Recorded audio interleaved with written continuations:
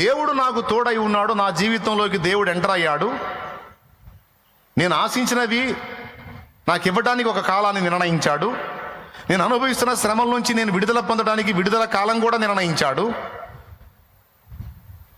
నేను పొందిన అవమానాలకు ప్రతిగా నేను హెచ్చింపబడడానికి తగిన కాలాన్ని కూడా దేవుడు డిసైడ్ చేశాడు. దీన్ని నేను నమ్ముతున్నాను. దీన్ని బట్టి, ఆయనను బట్టి నేను సంతోషంగా ఉండాలా, లేకపోతే ఏడుపు కొట్టు బతికే బతకాలా అనేది నువ్వే నిర్ధారణ చేసుకో. ఎటుకూడి ముందుగతి రానేవచ్చును, నీ ఆశ భంగము కానేరదు అన్నాడుగా.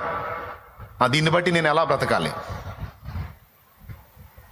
హ్యాపీగా బ్రతకాలా, ఏడుస్తూ బ్రతకాలా? నిజంగా దేవుని నువ్వు నమ్మినట్లయితే సంతోషంతోనే బతుకుతావు. దేవుని అనుమానిస్తే